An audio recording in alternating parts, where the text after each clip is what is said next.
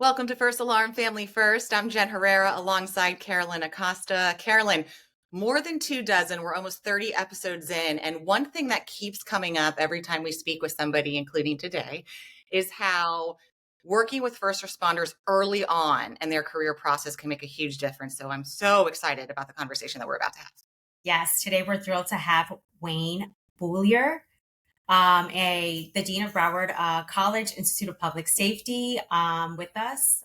He's also a retired law enforcement professional and passionate advocate for public safety and education and mental health awareness in this field. Today, we're super thrilled. So, Dean, would you like to tell us a little bit about yourself, Wayne? Well, Sorry. first of all, I want to say thank you both for inviting me today. I call this an honor. This is a topic that sometimes is not talked about enough in our profession. So I want to say thank you. I'm actually very excited about talking to you about what we do here at Broward College in our police academy. For me, native of South Florida, actually went to the academy where I'm in charge of now.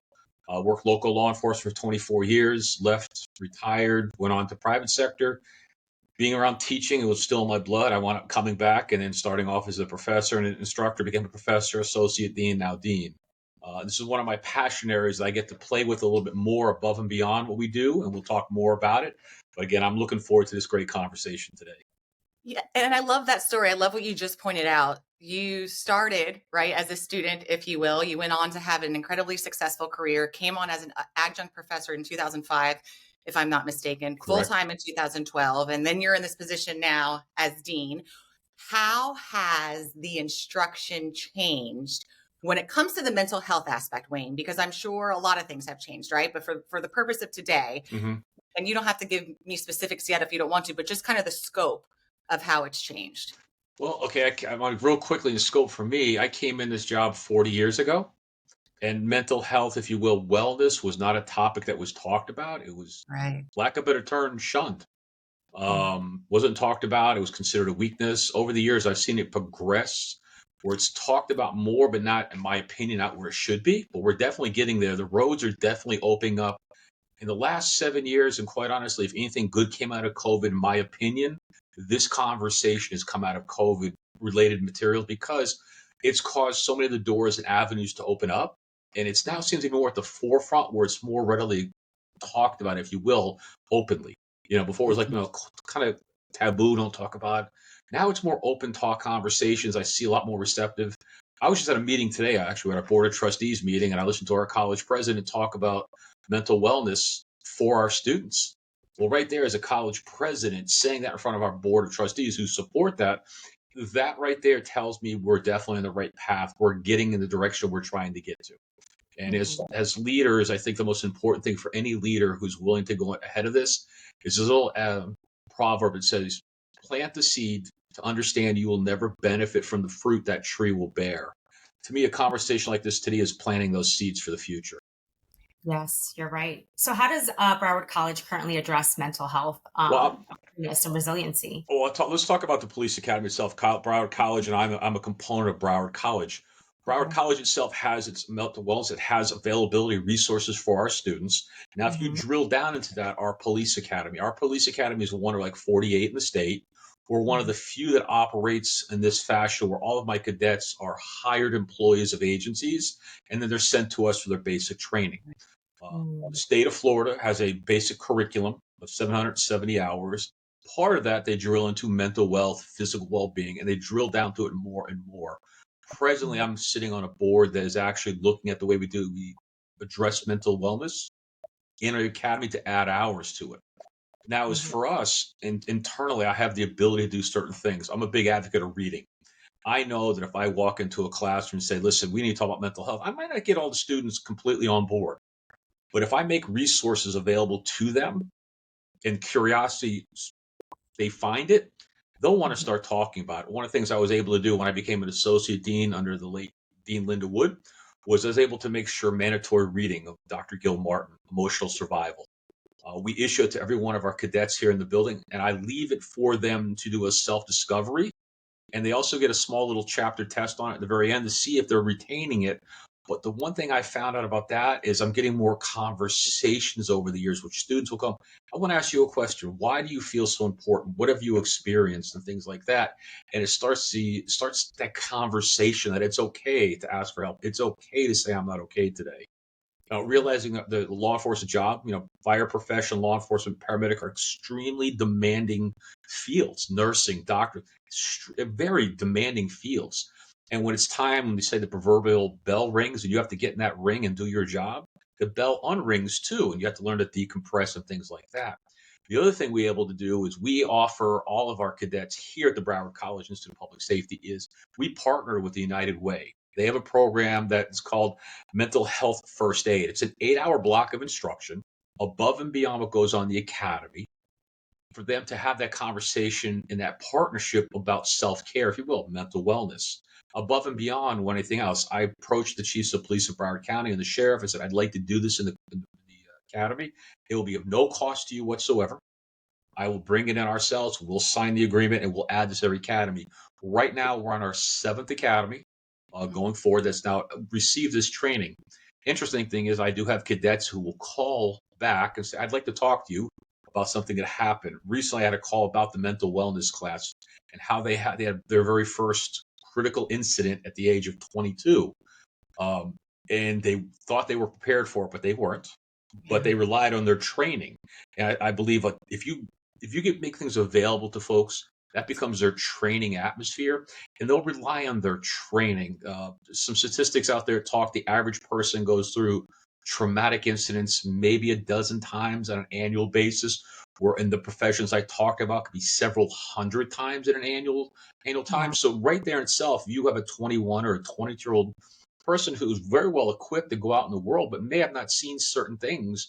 It's okay. That's some things they see in their jobs. It's not normal. It's just not normal. It's part of the job, yes, but it's not normal. And they go home to their families afterwards, and they bring these things with them. So we make these things available internally ourselves. I like to say we set ourselves apart from other places. Do I know other academies are doing the same thing? Yes, I do. But then too, it's also about the partnership. Like I said earlier, the leadership, especially the college here I'm at. I get excited. Like I said, just a couple hours ago, I was at a meeting and I get excited when I hear our president talk about that, many other things. They're all very big supporters of our program. So it makes it a lot easier for me and my training staff to be able to bring this to our students. No, we love it, especially to have you right here in South Florida and knowing that the people who you are training in return are protecting us. It's a very good feeling. I have a question. Sure. And, I know bits and pieces just from, growing up in a firefighter family and my husband, et cetera. How honest are you guys, Wayne? Because these are 19, 20, 21, 22-year-old young men and women when it comes to these lessons and preparing for things that they may see, things they may encounter, not necessarily the training, right? But are the conversations had in the classroom about how that feels, what your body's going to do, what your emotions are going to do? Like, how honest are those conversations? No, I'm not laughing at the question. Question is great. I'm just trying to go quick. One, serious as a heart attack. That's probably the best way to put it. Yeah. The students coming in, the cadets, if you will, they're coming in today. They have a lot of questions. They're more, I think they're better equipped at certain things than were in my generation coming through because they've been exposed to certain things in schools now, especially formal education years, that deal with this topic. So the dean is always, we don't want to talk to the dean. We're scared. If we're talking to the dean, that means it's not good for us. And it's usually, when I have to see them, it's usually it's not a good thing, but I try to flip the script on them quite a bit. I follow the classes under my associate dean, Robert Voss, who does an amazing job every day with them. But I like to pick certain times where I'll go in, I'll close the door, close the books. Let's talk. What questions do you have? And one of the questions should come is, what's the worst thing I ever saw in my career? And I'll explain to them, I was a young kid. I was on the job 6 months, and I had a 4-year-old die in my arms at a traffic crash. And I still remember to this day. I can tell you everything about that day, how it made me feel, and then I had, what we called back then the old crusty sergeant. Well, the old crusty sergeant really was a mental health practitioner who was able to talk to me at that time to help me understand, it's not normal, but it's okay to say this is not normal. It's okay not to bottle it up inside you. It's okay. We talk about that. The other part of this too, and I hope we're going to talk about this, is making sure we're looking after each other in the profession. Meaning, it's okay if you're having a bad day. let your brother or sister, firefighter, paramedic, doctor, nurse, police officer, deputy sheriff, step in. If you're having a bad day, just because you're having a bad day doesn't mean you're a bad person, not a bad professional. But to be able to recognize that and say, I need to step back from this situation. But I would say the conversations, to loop back, are very real and very vivid sometimes, to the point where I've actually had some of my staff, I should watch them break down in the middle of a conversation of what it is. And to see that conversation, watch the eyes of the cadets who may or may not at 19, 20, 21, 22 years old, maybe have experienced a critical incident, other than nothing against college time, but other than the most important thing they've done is worry about getting a term paper in by the deadline. Right. And the other thing is interesting is we find a lot of the cadets may not have experienced a death, natural death, within their family. Right. So it's just understand those conversations, but the conversations we don't sugarcoat it. Listen, this is the reality of the world we're going to get in, but we want you to understand you can make it and not survive. Surviving is an interesting word, more than survival. You can thrive in it. Right. There's mechanisms out there to thrive in it. We don't want you to make that ultimate, and we talk about that later. Some folks, sometimes there's other decisions are made when they deal with this, with the not the stigma, but the trauma they're dealing with out there in society. We want to make sure they're having an avenue to talk to people, things like that. And then also to the backwards, you're talking, because that's some of the things they've dealt in their personal life. And you listen to what it is, that's trauma. You've dealt Of with a course. critical incident. How did you deal with it then? And having Right. that conversation again, you have to have that conversation where it's a safe environment. Whatever's talked about or stay here. The reality of that, one time it wasn't so much a conversation piece. I'm seeing it more and more when people actually respect those boundaries and reach out. Your brother, your sister's keeper. At the end of the day, you're going to go into your families. That's our ultimate goal. Yeah. If you had the power to reform statewide or national training standards, what changes would you prioritize for mental health? Yeah, I thought about this question a lot when we talked about these questions, and there are so many things I would look at. But basically, I think the forefront is to make sure you empower all of your instructors, all of your staff. It's okay to say, it's okay not to be okay. It's okay to ask for help. It's okay to ask questions. I think it starts with that across the board to make sure we understand we're going to have these conversations. Some people hold them very well, and some people, hold the trauma, if you will, in. Some people don't. What do you do? How do you have those conversations? The second thing is, I think Florida is really taking an aggressive look at mental wellness in the law enforcement side. I can't speak of the fire, the paramedic side. I do talk to my friends on, I call that side of the aisle. Hey, what are you doing in your basic recruit clinic? What are you doing? I'm curious. If I hear called nuggets of gold, I will steal those nuggets of gold and I will bring them over to our house. And I know I've had some of my fire science and my paramedics will come over here and ask me what I'm doing. And they say, Wayne, we're stealing. I go, it's not mine. If it helps one person, we've done our jobs. I think curriculum wise, mandated curriculum across the board. I mean, our curriculum's getting much, much better across the board. The state's really taken a deeper look at it this year. We're going to be changing our curriculum around a little bit. So we basically weave it into every part of the curriculum. That's just one singular standalone chapter. Of the 18 to 20 chapters, you talk about it once at the very beginning of the academy and you're never talking about it again. No, we want to be able to have that in there. Also having mental health practitioners come in and speak during academy times. Not with the instructors in, not with me as the dean, not my associate dean in the class. Have them come in and have that conversation. I believe also that privacy too is extremely important. That comfort in there. Also having officers come back. There's some academies that do it very well. Last year I was in a training class up in Tallahassee talking to one of the sheriffs up there, and one of his young deputies was involved in a critical incident shooting first night in FTO. First night out in FTO, just graduated the academy, and had him come back in and talk about the experience, what he went through, talked about the support he received. He was worried. His biggest concern wasn't the shooting. The concern was how he was going to be treated by everyone else. And he, once he found out this is what things look like, these are things that are available to you now that were never available to you in the past. It made his life and made him thrive, and he's become a big advocate.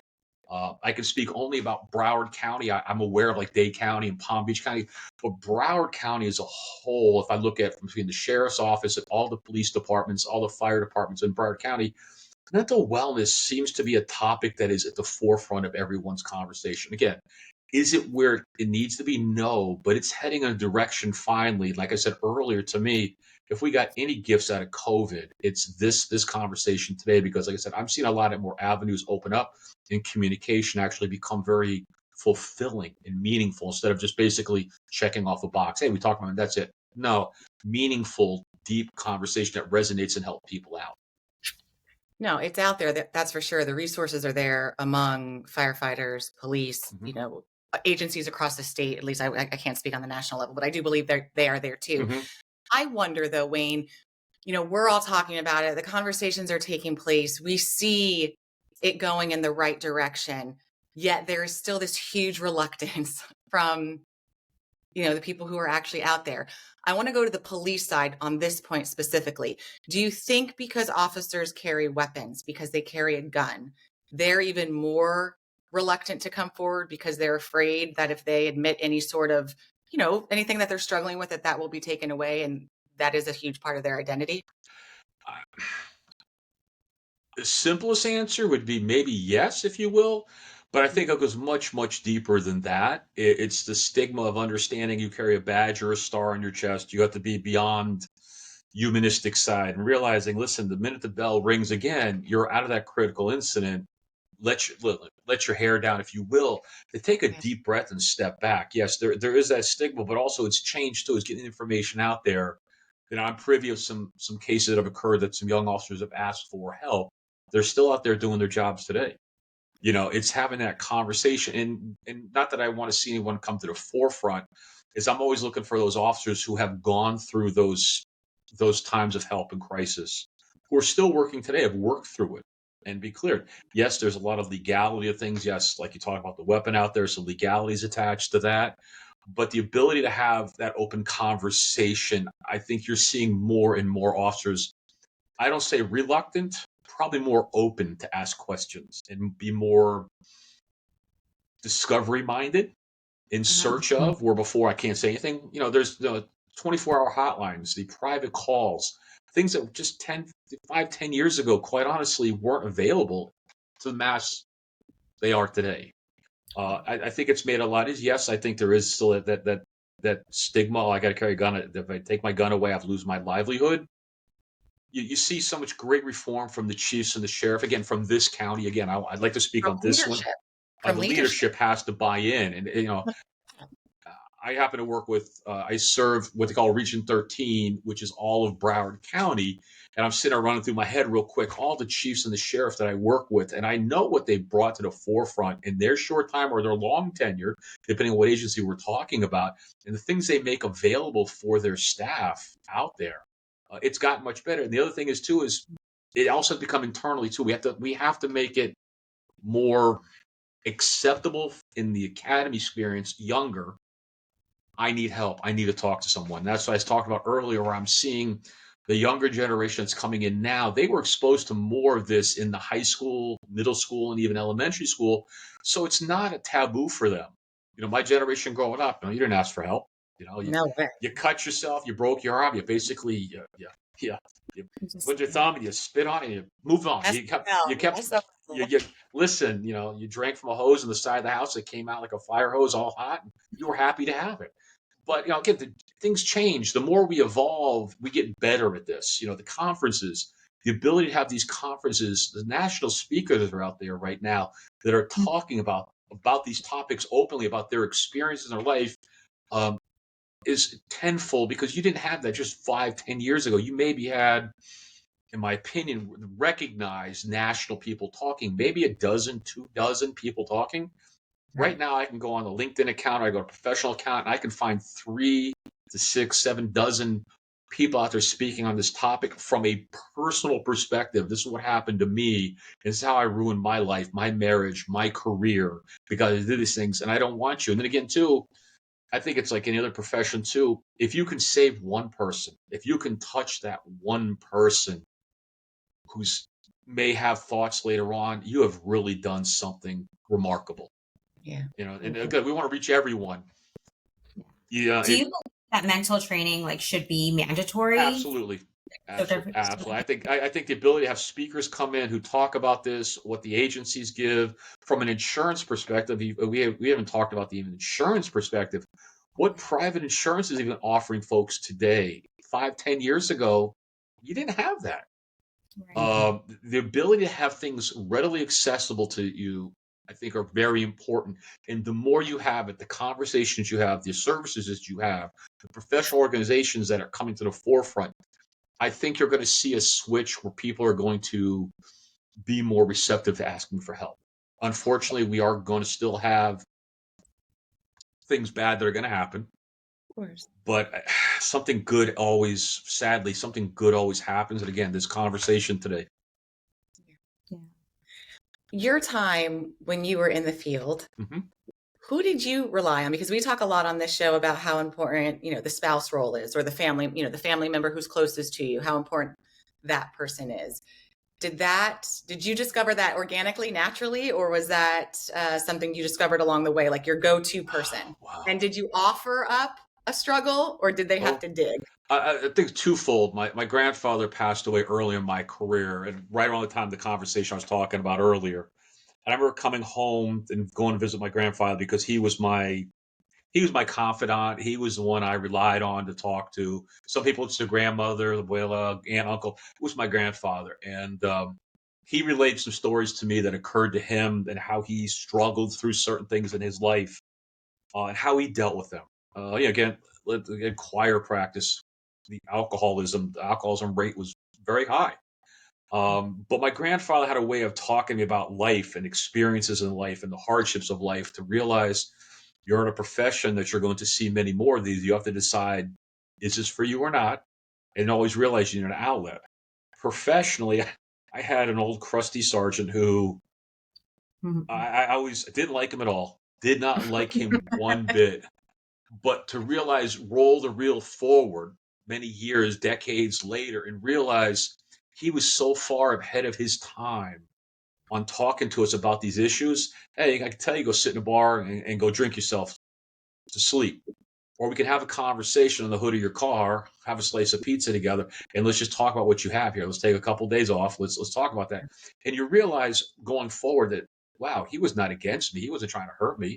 He was really trying to help me. And different people, and sometimes organically, yes, it has to happen organically a lot. And again, I find the new generation of officers a lot more organic things occur, or we're closed off. And then it's also a family, families too. It happens. And then families sometimes aren't spoken to. And sometimes we forget the importance of family and speaking to them and let them know what we're going through. Yeah, keep them informed. Absolutely. I had a ritual when I got done with work is when I got to the house before I took my vest off, I had a little tree. I would knock on the tree. It was like in my mind going, leave all my bad things in that tree. And I'd Oh, that's walk in interesting. and I tell the story of I would come home so stressed. My son, I wouldn't say I neglected him, but I made a lot of mistakes. And I was too wrapped up. My daughter came along. Somebody spoke to me. You need to start looking at life differently when you're going with your kids, especially on those bad days of work. And I took it to heart. And I always paid those forward to anyone that I could. Listen, your family is the most important people in your life. The career is only going to last so many years. The family's going to be there for you. So, little things like I tell folks, listen, I realize no matter what profession you're in, you want to get out of uniform because you really don't want to touch your kids in your uniform because you know what you dealt with. And I said, no Mhm. matter what you did, what you do, and I tell the cadets this story. I tell them three things you got to make a promise to me, and you got to keep at least one of the three things. Number one, if you have a loved one at home, whether it's children or an adult, after you get dressed, you go give them a hug. Number one, and sit on the floor with the child and play with them, even if it's the most silliest thing, and you just dealt with making a death notification of a 10-year-old child hit on a bicycle. Spend time with your child because they're going to remember it later on. Number two, take two pictures of the person who means everything to you in this world. Put one of those pictures in your car above your visor and one inside your vest. And every day when you get dressed, look at that person. Remember, that's your why. That's your why. And number three, make sure you go home to your loved ones every single night. Call them, something. And I said, you'll realize how much it is. And the fourth one I'm really starting to add now is trying to impress upon people, be your brother's sister's keeper, because we're going to have bad days. Every one of my cadets was having a bad day the other day, and I was listening to my red shirts get on him a little bit, and rightfully so. The behavior was an appropriate behavior, needed to be dealt with, needed to be addressed immediately. So I caught the cadet on the side, and I go, let's talk for a minute. And come to find out, my cadet was going through some cancer with a family member at home. And I relayed my predecessor, my mentor, Dean Wood, who passed away 2 years ago from cancer. I relate the story. I understand what you're going through, but understand we have a responsibility here. Now that I know this, let's talk to somebody. Let's make sure we understand this. But I'm going to hold you accountable for your behaviors, and I'm going to hold you accountable to make sure you get you done. But you're going to hold me as your dean accountable to make sure if you're having one of those days, not as an excuse to get out of maybe push-ups today or something hard today, I'm going to be accountable to you to make sure we get through the day together and have that conversation.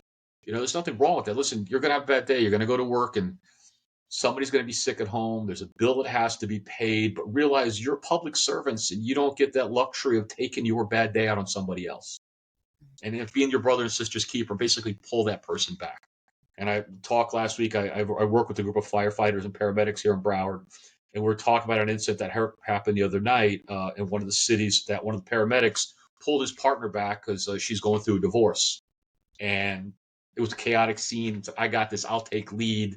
He was explaining the language. I'm like, okay, I don't know your world. I don't understand your world, but I understand what you're trying to tell me. And it said, we just, pulled the other person back. You take the backup role. I'll take the primary role. And we got through the night together.